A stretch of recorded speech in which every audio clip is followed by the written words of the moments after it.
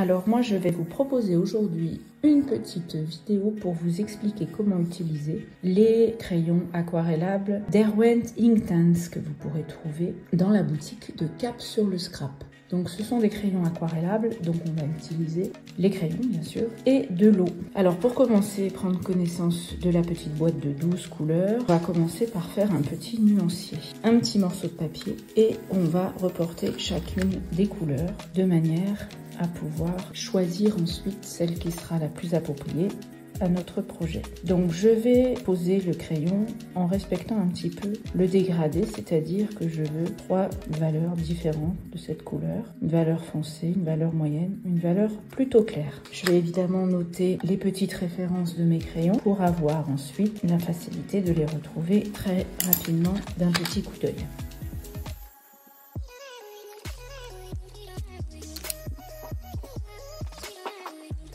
Alors, quand j'utilise des crayons de couleur aquarellable, j'utilise plutôt un pinceau à réservoir d'eau. Mais on pourrait tout à fait aussi bien utiliser un pinceau avec un godet d'eau à côté. L'idée, ça va être de diluer le pigment en partant du plus clair et en allant jusqu'au plus foncé. Si on part du plus foncé, on va ramener du pigment dans la valeur moyenne et dans la valeur claire et du coup, on n'aura plus nos 3 nuances. Donc j'y vais, je mets de l'eau et je vais remonter vers mon pigment foncé qui me permet d'avoir mes 3 nuances. Alors comme en aquarelle, j'essuie et je repars pour mon deuxième dégradé.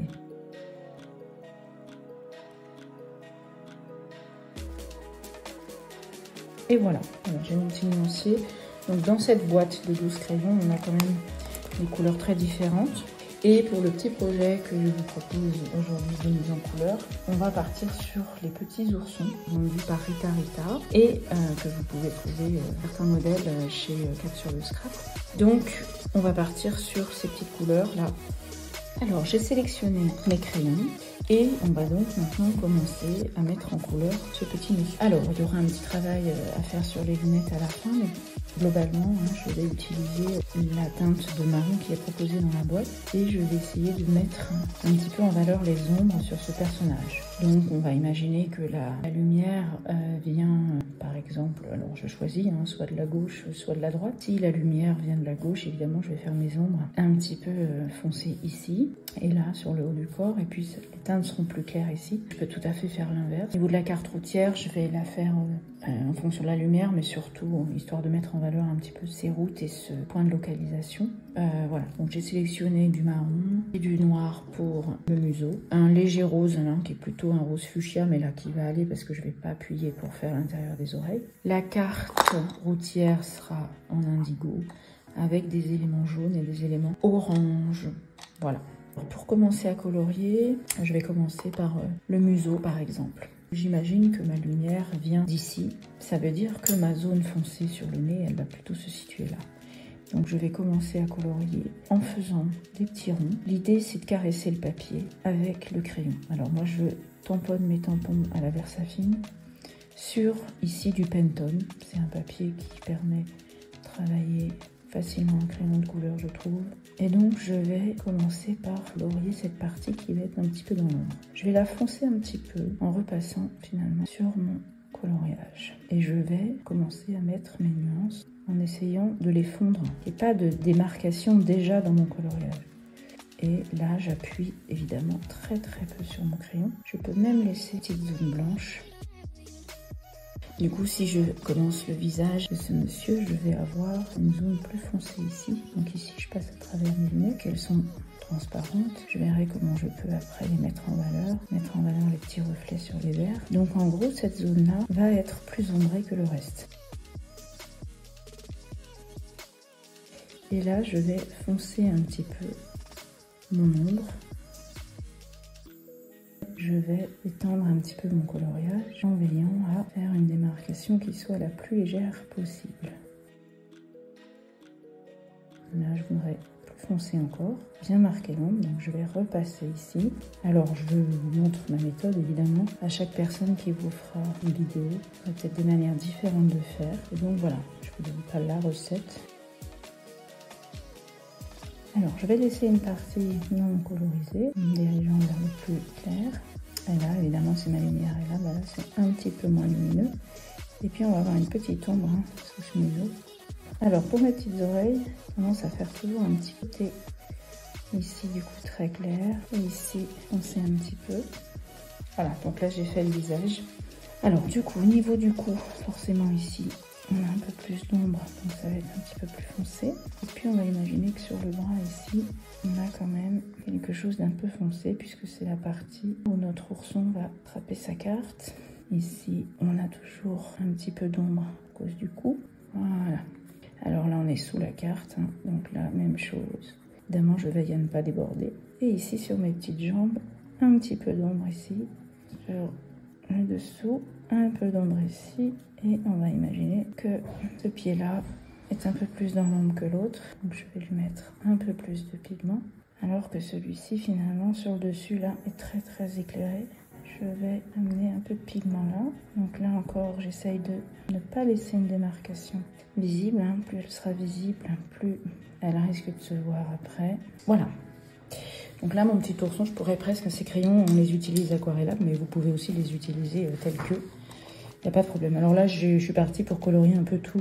Mais je peux tout à fait faire une zone et après une autre. Ce qui va compter quand même, faire attention à pas mettre de l'eau partout. Sinon, pigments, comme en aquarelle, ils vont voyager un petit peu.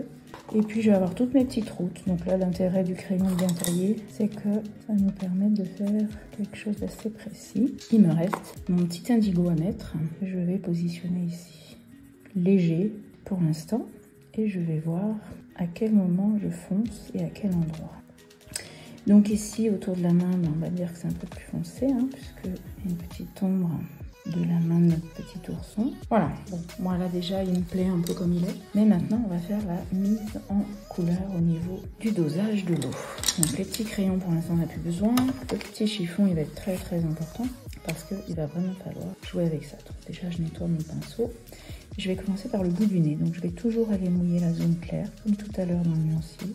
Je vais essayer de parvenir en arrière, parce que si je reviens en arrière, vous voyez, j'ai beaucoup de pigments ici que je dépose, et je vais perdre ma petite valeur claire. Donc, je me dirige du clair vers le foncé. Voilà, et là, je ne vais plus toucher à mon nez. Je vais me faire les petites oreilles, elles sont très faciles, je ne veux pas un rose soutenu, donc je vais rincer, mettre de l'eau. Mon petit ourson va à la zone claire, la plus claire c'est celle-ci, donc c'est là que je vais commencer par mouiller. Et je vois hein, que dès que je mouille, hop, là je vais tirer du pigment plus foncé, donc je vais essayer de garder mon pigment foncé à l'endroit où je veux qu'il soit. Ça veut dire que je n'hésite pas à nettoyer mon pinceau pour ne pas foncer ma couleur à un endroit que je n'ai pas prévu. Voilà, entre les deux yeux c'est plutôt clair. Ici, on est vraiment sur la zone encore claire, mais légèrement plus foncée que le reste. Donc là, il faut que j'absorbe. Hein. L'avantage des crayons de couleur aquarellables, c'est qu'une fois que c'est aquarellé, qu'on aura bien laissé sécher, on pourra toujours faire une petite retouche. Si par exemple, on a une démarcation qui est trop visible entre deux valeurs,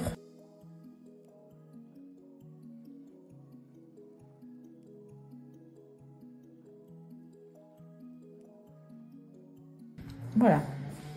Donc ça, c'est le visage, hein. On voit un petit peu la différence entre le colorier et une fois que c'est aquarellé.